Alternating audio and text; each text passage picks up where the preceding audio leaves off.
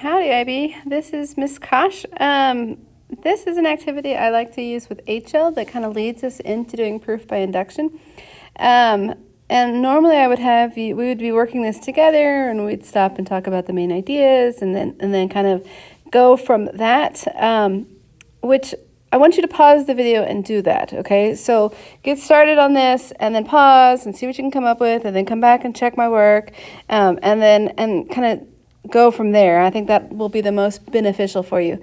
So what the first one, our goal, by the way, is we're gonna come up with some different properties, some different formulas based on these different sigma rules. Okay, now that was said badly, but you'll see what I'm talking about. Okay, so this first one, they're saying, okay, what's the sum as I goes from 1 to n of I? Well, so that means we plug in 1, we plug in 2, we plug in 3, we plug in 4, all the way up, we plug in n.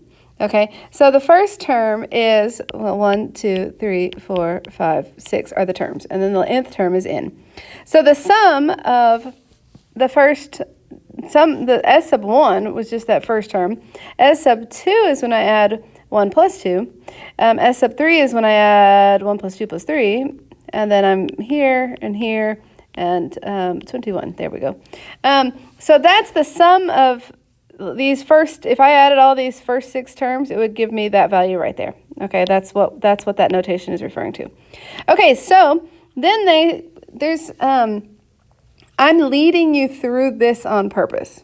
Okay, so it seems kind of arbitrary that you're going to multiply it by 2, but that's the best thing. Well, so here's also what I notice is that this we're adding 2, here we're adding 3, here we're adding 4, here we're adding 5, here we're adding 6. Notice if those numbers had all been the same, it'd be linear. They're not, but the second difference is the same as I go from 1. So that means that this is going to be quadratic.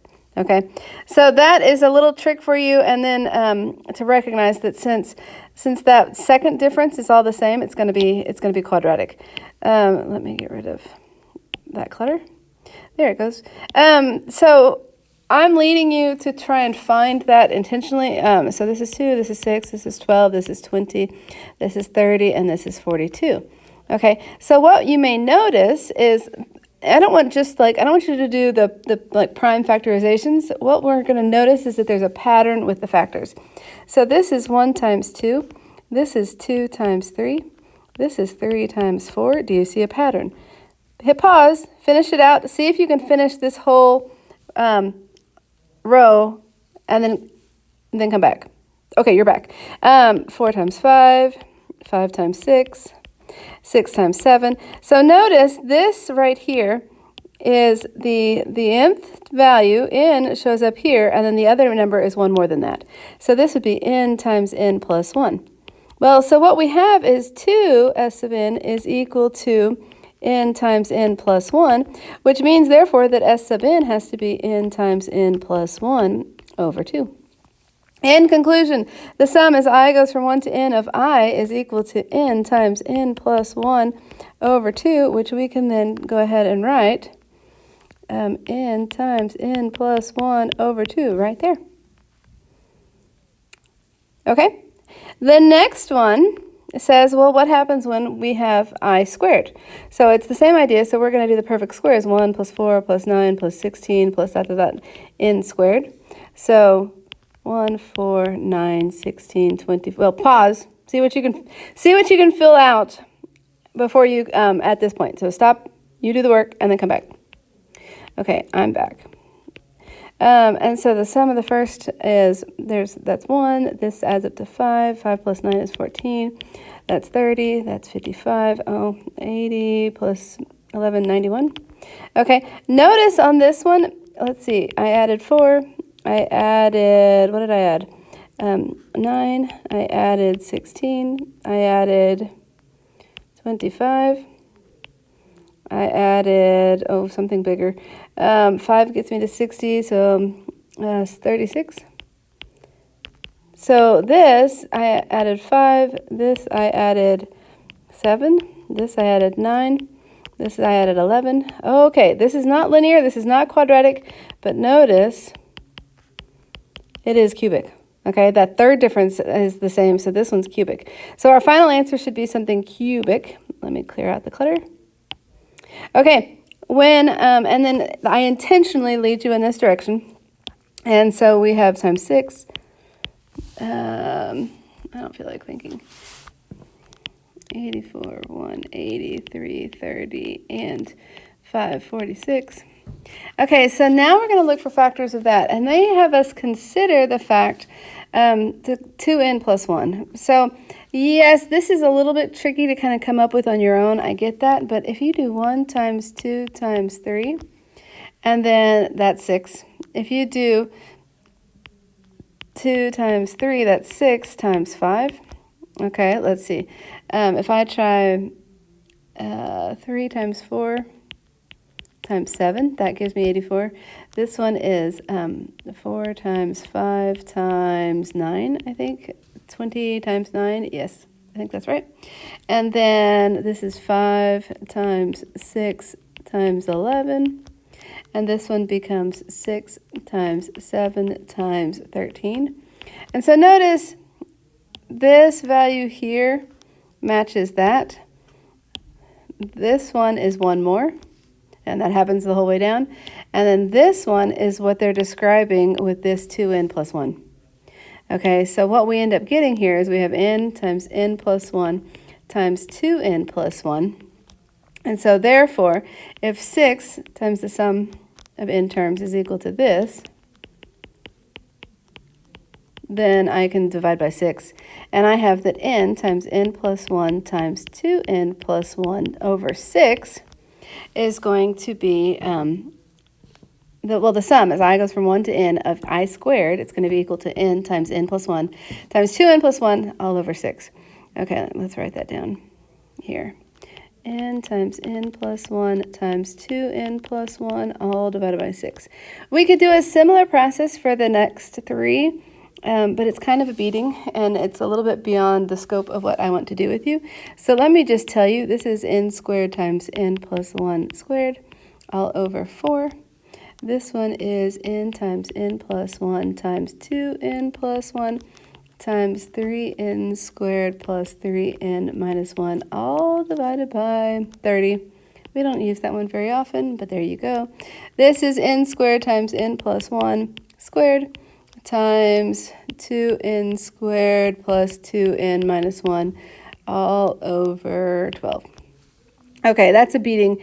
We're gonna predominantly stay with this one, and this one. Okay, another thing really fast here. This is like, there's some properties up here that are very helpful. This is like saying we've got a constant c. So it could be the sum as I goes from 1.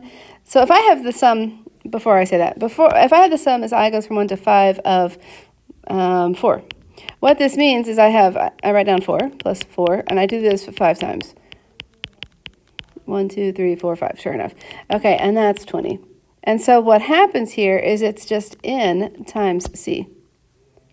Okay, so it's that constant right there. So that when c is a constant and n is an integer, then you're just going to have the sum. That's what happens. Okay, so that was a bad explanation, but hopefully that's obvious. This one we can factor out because we have this constant here that's just going to get multiplied by n. What we can do is we can just say, well, this is equal to the constant times the sum as I goes from 1 to n of a sub I. This one allows us to talk about how we can break this apart. We can go from 1 to n of a sub I plus the sum as I goes from 1 to n of b sub I.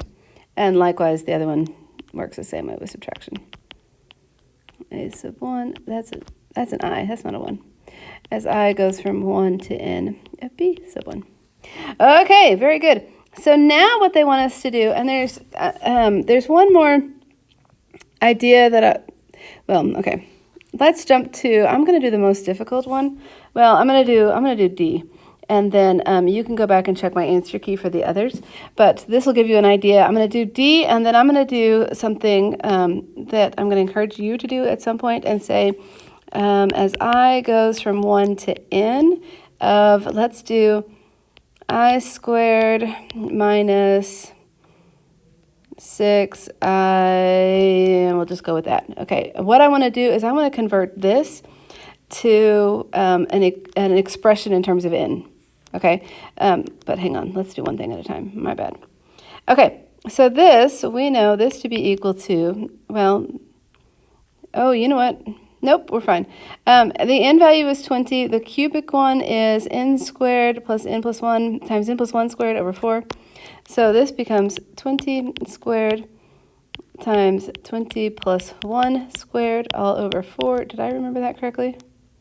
Well, okay, hang on. Before I even do that, we can rewrite this as the sum as n goes from 1 to 20 of n cubed plus 3 times the sum as n goes from 1 to 20 of n. Okay, so we're going to do those two pieces separately. Did I remember the formula correctly? N squared times 21, yeah, over 4. That's the first part. Sorry if I'm making you dizzy. Plus 3 times, our formula for n was n times n plus 1 over 2. Am I right? N times n plus 1 over 2. I am right. It doesn't always happen, but it did that time. Okay, so 20 times 20 plus 1 over 2. That's a little bit of a mess, but whatever.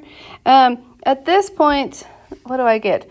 Oh, my answer key just went straight to the final answer, and they said it's 4,730. Grab a calculator and make sure you agree with me. I don't feel like that's a good use of my time to pick it up, but okay. There's that one. The others behave in a similar manner. You're just going to use the formula that applies to it. So go check my answer key. So the homework that I had intended or that I have done in the past would be, okay, make up 2 of your own. And so you can go from my birthday is 6/17. Okay, that would be ridiculous. And so we could do something like this. Or you could say, well, we want to go as I goes from 1 to 15 of 6i squared minus 17i. And really, I probably should put parentheses around that. Okay. Make up a problem. Your calculator has sigma notation, but you need to not let it become a crutch, because I'll give you situations like this where the one down here where the calculator doesn't help you. Okay, so you make up some, but my point being that you could do this one by hand and then pick up your calculator. And if you have the Casio, when you turn it on, you're on the regular math thing. If you go to math, is F4, and then you scroll over, there's the sigma notation. And I know it's there, so don't let it become a crutch, but use it as a tool. Okay, this one, it wasn't on the worksheet, but I do want to do this. So what they'll want you to do is take sigma notation and come up with the equivalence in terms of n. Well, so this we know to be the sum as I goes from 1 to n of I squared, minus 6 times the sum as I goes from 1 to n of I. Well, now we need to use our formulas. Okay, I think I remember it. This first part is n times n plus 1 times 2n plus 1 all over 6 minus 6 times this one was n times n plus 1 all over 2. Okay, and then we're going to want to clean this up and combine this and make this work a little bit better. This is, let's see, no, that's all in parentheses.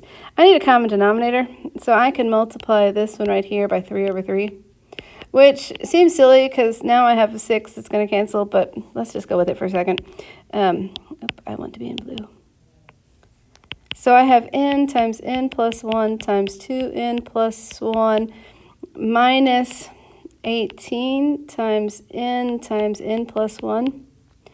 All over 6. Okay, here's one thing that might be helpful for us later. Let me see if I want to do this with you. Well, you've got options. You can either expand this out. Actually, what's really going to be helpful when we get to induction is to recognize that this shows up in both terms and this shows up in both terms, and therefore I can factor it out. Okay, and when I do, I have n times n plus 1 times, what's left? Well, this 2n plus 1 from that term, and then minus 18 from the other term, and everybody's still divided by 6.